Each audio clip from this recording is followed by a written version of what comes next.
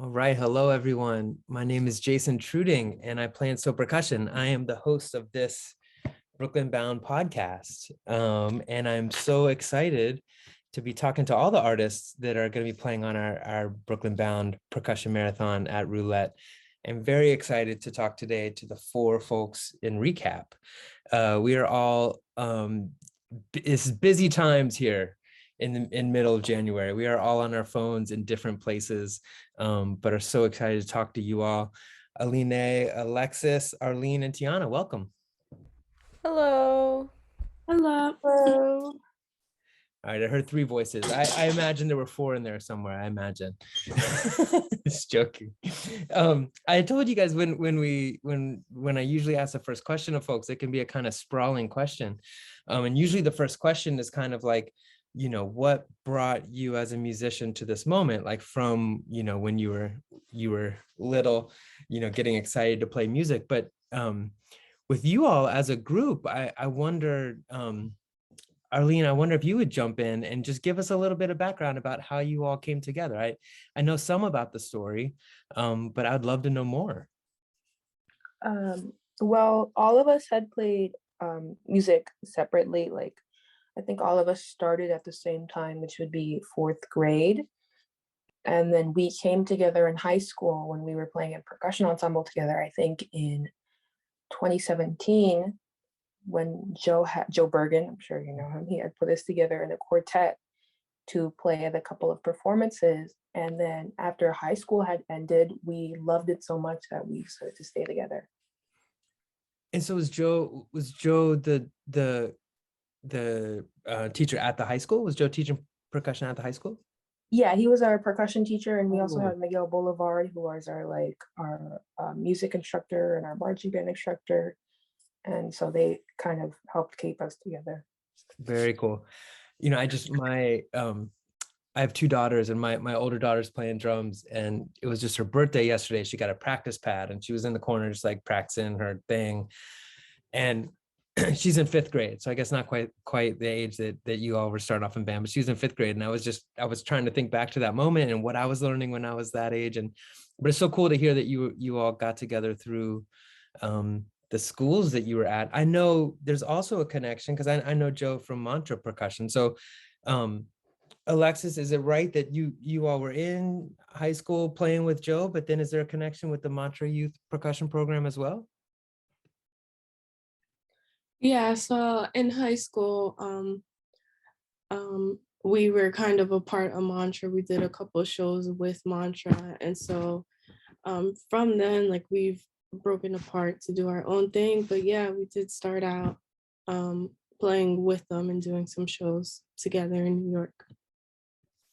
That's very cool. Like, so I had nothing like that in high school, I have to say. I maybe partly because I wasn't in New York, but I grew up in California, and the percussion ensemble scene at my high school was kind of non-existent. I think partly because it's just not that normal to have a percussion ensemble in school, and partly because it was, so many years ago. Things have changed in that system. But like, so what would those shows be like, Alina? You were playing like with Mantra Youth Percussion around.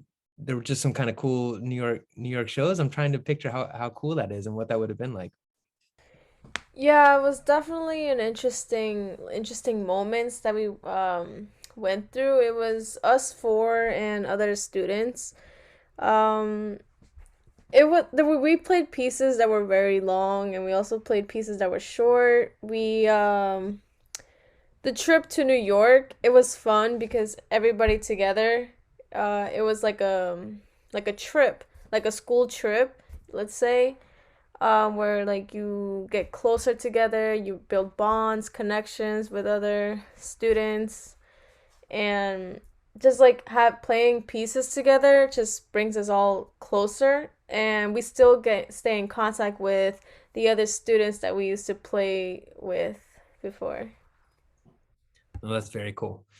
So through so percussion, we had a chance. I'm trying to think back to, what we had learned along the way through Joe, and from meeting you the first time, we had a chance during the pandemic to hang out virtually at one of your rehearsals. And I remember it was at this moment when we had kind of heard this album is coming out, and there was and is such excitement around this album, Count to Five. And part of it for me, I think, was like, wow, like, you know, so many of the composers that you all are playing and recording are composers we're interested in and we've worked with, you know, Angelica or Caroline, and I mean a whole list of folks on your album. But the piece we heard that night was Hammers. I think Joe played us your recording of Allison Logan's whole piece Hammers. Tiana, that one's pretty cool for many reasons, but one, because you both play percussion in the group, but then you play flute in a big way. And on this recording, you play flute. So what was the process like putting this album together and choosing the repertoire, and how did Count to Five come together? So Count to Five, we started our repertoire for Count to Five with Count to Five actually in 2018 when we were seniors in high school. That was like our first big piece that we started to do. That's Angelica's piece, Count to Five. Yes. Yeah. Before we became Recap or anything like that next year. In 2019, we had did the video recording for it and everything like that. Then they told us that we're probably going to make an album. So we were really excited for that. And we knew how much like hard work that would be. And we were really determined to do so. Between those like 2 years to like, well, 2-3 years to now, we didn't understand like how hard it would be like on us as at the time teenagers. It was demanding at times. The material was kind of hard to learn, having to learn 2 different parts of music and stuff like that. So yeah, it was actually a really great experience to make an album at such a young age and have like the music industry to like boost it for us and stuff like that. We were generally excited that everybody wanted to hear it and wanted to support us, really. So yeah. Yeah, it's totally impressive. How long? I remember when we were talking to you all, it was like, it was during the pandemic, so everybody was, you know, like this, kind of calling in from their own spaces. I know Joe had said, you know, he had kind of turned part of his house, I think, into a recording studio. You know, how much of the music did you get together before the pandemic, and were you able to record some of it all together, or was a lot of it kind of layered up pandemic style? How did that work? So I think how we went about learning the pieces on the album, it was definitely pandemic style. Like we had a lot of Zoom recordings to individually go over our parts, and then we would have group meetings to try to put it all together. And then sporadically we would have like in-person meetings. But to be honest, I'm not even sure for like 2 songs on the album if we even did like practices together. It was more about learning our part, recording it, and then for one of the songs, like the first time hearing it put together was the final project when it was recorded, you know. So it was interesting in that aspect. That's cool. I love that we all know, and so many musicians who would be listening, we all, I think, know what pandemic style means. You know, it's like, you know, learning this new way to make music. But in some ways, I realize, I don't know what it was like for you all, but for So, when the pandemic happened, in some ways it was like a moment of saying, oh, wait a minute, we're used to making music together. How does this work? And then a moment of saying, oh, wait a minute, a lot of recording projects happen in different ways. You know, a lot of the music I make or that I record in a studio, you know, you do it one layer at a time. So I'm glad you all got to jump in and use the studio in that way, which is such a cool way to use the studio.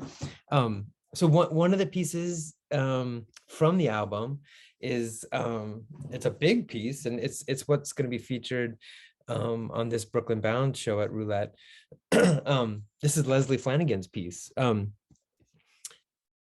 don't know, Arlene, would you want to jump in and tell us about Leslie's piece? I know she wrote it for Mantra, and it's a beautiful piece of music. What has your experience been with the piece as Recap? So I mean, I do love the piece. It's definitely one of my favorites off the album. It's the longest piece when it sits at, 20 minutes, but it doesn't feel like 20 minutes, especially when you're playing it. It, I think the best way to describe it would be like, this is gonna sound terrible, but it would be like, it's like a vibe that it just, it kind of, it just feels very smooth, but at the same time, it's like, it's just a percussion piece where there's like vocals in the background and there's a constant droning of drums. They're decrescendoing and crescendoing, but they all seem to like blend each other. But then like in the next measure, they'll contrast each other. Mm. But Doesn't it's sound terrible. When you said this is going to sound terrible, that doesn't sound terrible to me at all to say it's a vibe. I know, I feel like Leslie's music, she really kind of like sets a sound world for you to live in for a while, and it sounds like an awesome sound world to live in for a while. Yeah, it's definitely like a sound world, as you said. It's very like intense, but at the same time very calming, and it's just something you like space out to, which I mean, it's kind of like a vibe like that. Nice. I love that. When so for folks who don't know this piece of music or don't, maybe who don't know your group, if we're picturing the stage at Roulette, like when you perform Leslie's piece, Aline, what instruments are going to be on stage? Arlene mentioned drums. Like, are you all playing the same types of instruments, and how does the stage setup look like?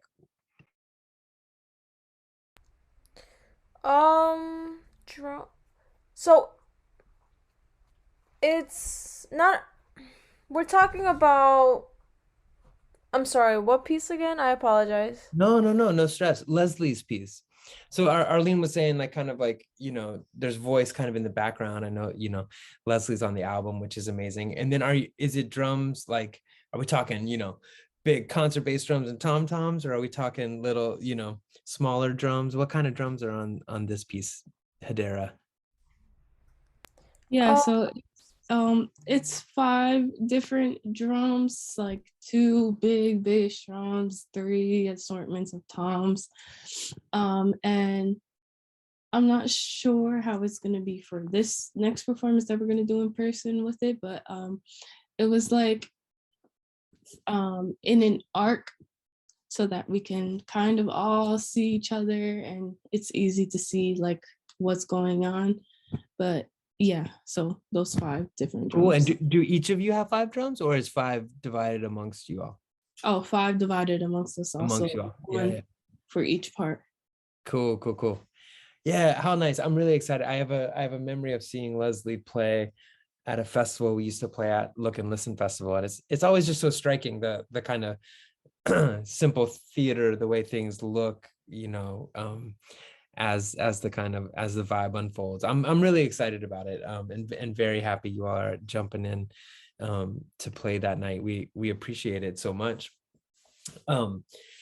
So I was telling you all, I think before I push record on these Brooklyn Bound podcasts, I often ask the kind of same series of questions, and maybe the first half of the podcast is maybe kind of the questions that I just asked, and the last 2 are a little bit more specific. And I don't know if any of you will want to jump in, or all of you will want to jump in.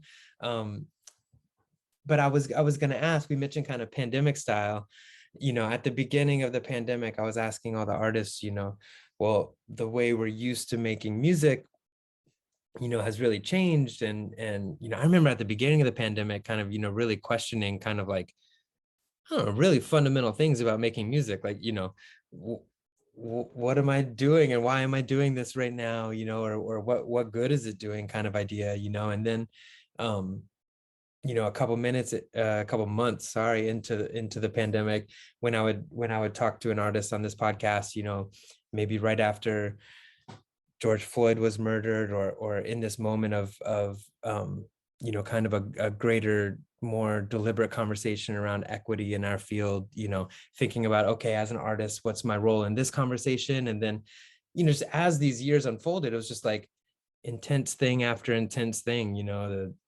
the election, or, just like really, really intense things that have really, I think, for a lot of musicians, caused us to just think about like what we're doing and why we're doing it. And I wonder for you all, has it been, I know very different place. You know, I'm out of school and a professional and thinking about it from that frame of mind, and you all are still deep in school, you know, thinking about things from that point of view. But has the pandemic, or has, you know, any of these kind of, you know, larger seismic events, you know, around race or politics kind of like made you all think about yourselves as artists and what you're doing? I hesitate to call anybody's name on such a heavy question, but if anyone has a response, it would be, yeah, Arlene. I definitely think all the major events that have happened, you know, definitely push who we are as a group. And I like to say our motto is like pushing other younger POC women or like kids who want to get into music to start, you know, that it seems scary to start like such a big group and to like start playing music, but it's definitely always worth a try.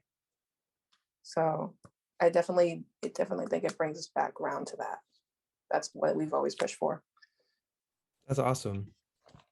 Thanks for sharing that, Arlene. I Yeah, definitely think that like the pandemic forced like musicians, artists, performers to like put a lot of things in perspective, being that we weren't allowed to be in person to do what we usually do. So it was kind of like given a lot of time to reflect, like what you said on like the point of it all. And so I think we found like different, us as a group, as Recap, we were able to find like what our purpose was, because it kind of forced us to think about it now that we have to sit and explain ourselves and like Zoom with people. Like it was a lot more talking than just watching us perform, you know? So I think it was different in that aspect. yeah, right. I know what you mean. Over Zoom, there's Yeah. only so much music making you can do. It's caused a lot of conversations, which has been hard, but has been a positive in some ways, I guess. Yeah. Alina, I saw you jumping in as well. Did you have a thought? Yeah, I was gonna say that with all the things that's happened throughout the years, I feel like now that people know about us, I feel like we have kind of like a responsibility for the younger generations, because they have somebody to look up to since we're like really young at a young age, and we're kind of like their guide to see like what is right, what is wrong, kind of thing deal. So it's like what we see in the issues, we can guide them towards the right direction. I don't want to say right and wrong because it's up to their decision in the end, but I feel like we have a small responsibility for the younger generations so that they can differentiate. You know what I mean? Yeah, I do. I Yeah. think it's really pretty amazing to be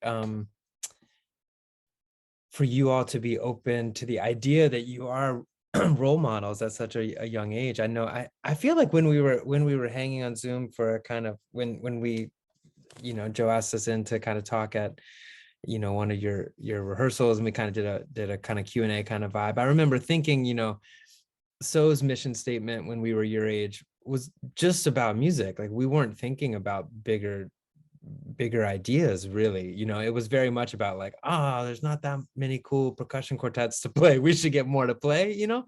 And it's kind of amazing that you all have built in such a kind of more meaningful, so many more meaningful ideas into the kind of mission of the group. I find it so inspiring.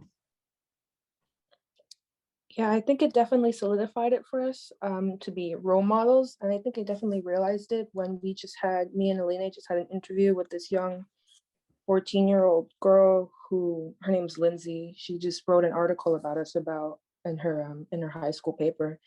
And it when we got on calls with her, it really like stunned me, you know, that she was so like excited and so happy to speak with us. And it really like showed me that, you know, we're really doing something for kids who want to start percussion. It really pushes them forward. And it makes me really happy that we have kids like that who listen to us, and it makes them want to start doing something as well.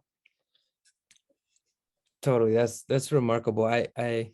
Um I think I mentioned both of my young my daughters are both musicians, and when they were even younger than now, like 6 and 8, they went to a school of rock, and like when when I was growing up, there wasn't such thing as school of rock, but they like went in the school of rock, and I think they had this cool experience. But my daughter, who's a drummer, was like, I mean, it's just posters of men everywhere, of white men everywhere, but it's just posters of men everywhere playing drums. Like, where am I? And like to hear a 7-year-old girl say that to me, my daughter, and be like, whoa, like that's intense not to see yourself. And then for you all to be, like you mentioned, maybe, almost still teenagers, if not early 20s, and kind of really able to see that, oh wow, like you all are able to be that for younger people and younger girls as role models. I think that's just so cool. And I'm really inspired by all the hard work and awesome success, and what a great album you've already put out at such a young age. Tiana, did you unmute before, and did I talk right over you, or have you been chilling?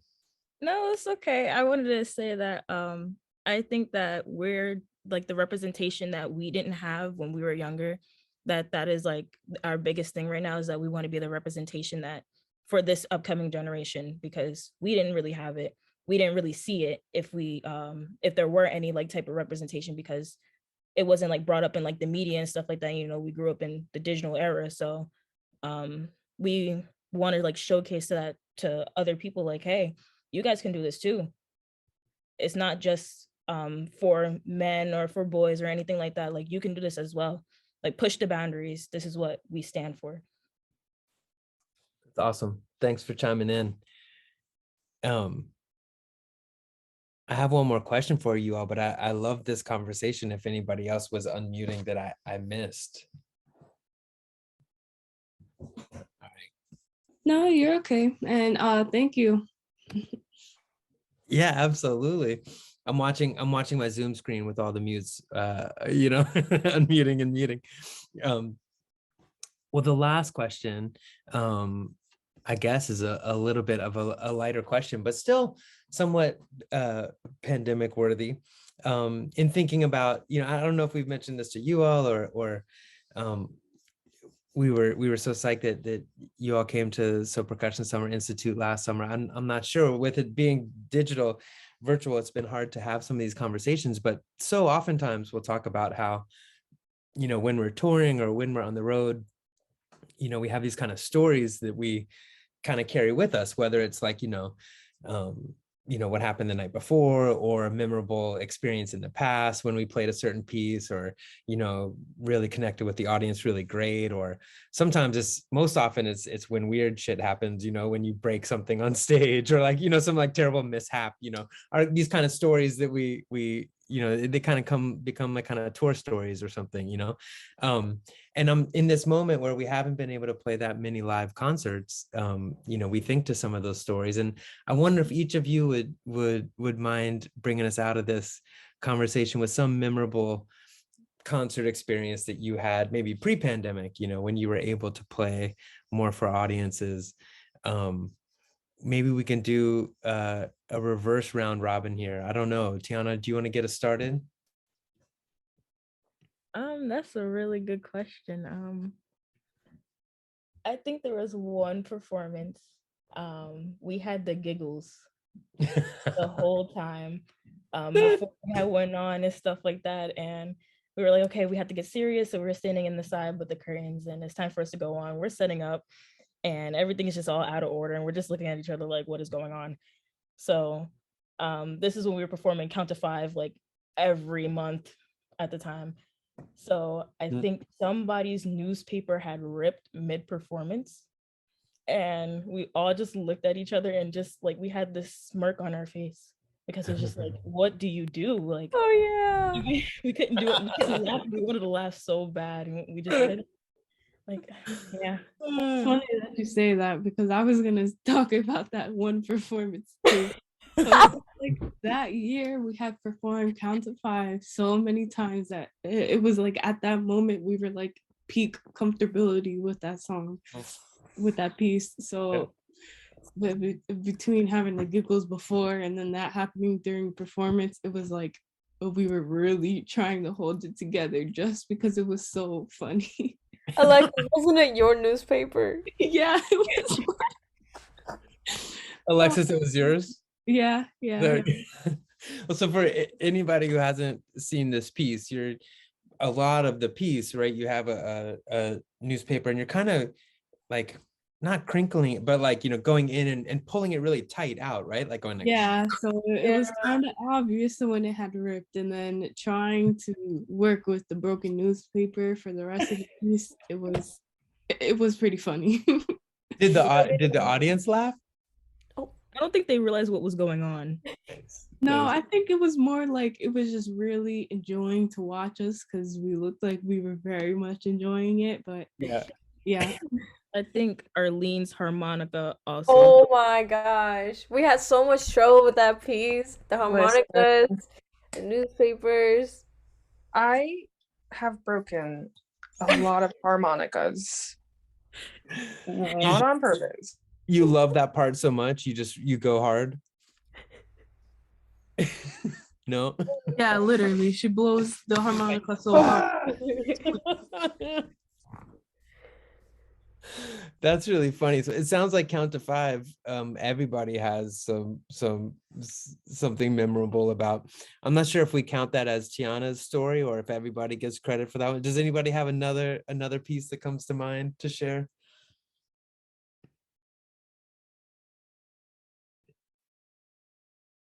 When we were trying to learn Ellen Reid's piece, I know that piece was particularly difficult for all of us. So I think that was kind of like our miracle piece to hear it all put together at the end, because that was one piece where we didn't get to hear each other's parts before it was then put together in the studio. So I think that was a new experience, the newest experience that we had over the pandemic, putting together the album. I like that. I think that was kind of cool in that aspect. A little bit scary, like in the moment, but in hindsight, it was pretty cool. Yeah, that's a hard piece of music. Yeah. Kudos on that, especially putting it together that way during the pandemic. That's a really, really hard one. Amazing. Any other wonderful, when you mentioned Alina, Oh, sorry. No, please. When every time we do hammers, either when we're rehearsing or even after performing, Alexis just has to mimic Tiana's flute playing, and it's I don't think you had to bring that up. But I don't think you had to bring that up. Yeah. I feel like you definitely had to bring that up. It's funny because Tiana's the only flute player, and like me, I've been a percussionist my whole life, so I can't even fathom the idea of blowing into an instrument. So with her high notes, it's just funny. That just stressed me out. That's all you do is just stress me out. She loves it. I do not. It sounds good. I'll say you sound amazing on hammers. That's a remarkably awesome flute part and super rhythmic. I am not behind your back laughing while Alexis and Arlene and Alina are. I'm cheering for you. I'm just saying. Thank you. There I you like go. The rest of them. No, that's amazing. I love it. Sounds like a soap percussion rehearsal a little bit. For us, I feel like we play all these pieces of music where we have these do you guys ever do this where you have pipes on you cut pipes and you put them on this weather stripping? I don't know. We have a lot of pieces where we have these pipes. Yeah, you do that too. And inevitably somebody in rehearsal will go to hit a pipe and they'll miss it and they'll just smack the board. And then all of a sudden everybody just starts smacking the board. Just kind of I heard that. Kind of vibe. I feel like you all have a little bit of that going on in rehearsal too. It's good. Yeah, definitely. Yeah, sometimes in rehearsals we go into like a little dance break. Nice. I guess it's like a stress relief or something like that. But we just randomly, one person starts dancing and then everybody else just joins. Oh yeah. Or Is sometimes there when we're all in a giggle fit and Alina gets very angry at us, turns into Oh the my mom. gosh. Practice, and we're just sitting there giggling. that's really good. I'm picturing this dance party. Is a silent dance party, or is there music backing you up? It's a stare dance party. We're staring at each other and dancing. Okay, got it. That sounds intense, actually. That's good. Most Wow. of the Well, time, it's when Joe is talking, is when we dance, but he doesn't mind. So really? yeah. That's great. I'm gonna call up Joe after we get off this call. I'm gonna get his perspective. Well, this is awesome. I feel like there's so many more stories you all can share, and we'll have to get them out of you next time. This has been great. Thanks for making time. I know it's crazy busy these days, and you are just jumping into a bunch of busyness. So thanks for making the time for this, and thanks for making the time to come out and play on February 5th. The show's at Roulette, and it's a marathon show, so it's going to get started early. It's a 6 p.m. show. It's going to go for 3 or 4 hours. A bunch of amazing percussionists are going to be playing, and we are very excited to have you all recap playing Leslie Flanagan's piece, Hedera. Am I saying that the title right? Is it Hedera? Yeah, Hadari, you're All great. right, cool. I'm on it. Well, thank you for having us. Absolutely. Let's do it again tomorrow night. You guys down? Awesome. Well, thank you all so much. Have a really good night, and I'll see you in a couple weeks. Thank Yes. you. Thank Yeah. you. Have a good All night. right. Take Good it night. easy. Bye.